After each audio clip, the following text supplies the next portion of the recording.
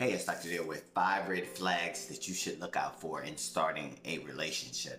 I think we let our emotions get so high when we meet people, and we don't pay attention to red flags. And sometimes the red flags are right there, and we're so emotionally invested in them that we're not paying attention to these red flags. These are 5, but there's so many more. And that leads me to number 1. They talk about themselves all the time.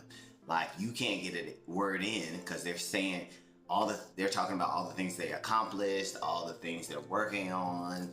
They don't like this, they don't like that.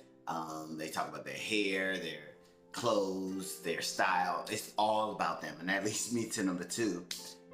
If they're not doing that, then number 2, they're talking about their ex. Their ex did this. I can't stand my ex. My ex was like this. My ex did that. Blase, whatever. They're just always talking about that ex, and you're sitting there like, what? And that leads me because they probably haven't gotten over them, and they probably haven't processed that. And that leads me to number 3. They're not concerned about getting to know you. They're not asking questions about you and your family and your life and your career. They're not asking about any of that. They're just basically focused on them. And that leads me to number 4. Response time. They take 2 or 3 days to respond back to a text or a call, and you have to, this one can be tricky because if they have a busy career or they're working 2 or 3 or 4 jobs, then that's different. But if it's just, they don't have anything really going on in their lives or whatever, and just keep an eye on that one. And that leads me to number 5.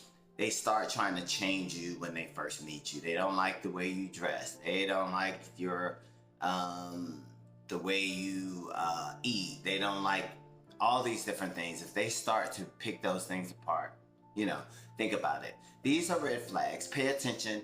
Collect data. I always tell my clients that collect data when you're meeting people to see if this is a problem or this is something that's going to continue to keep going on. That's my tip. Have a great week.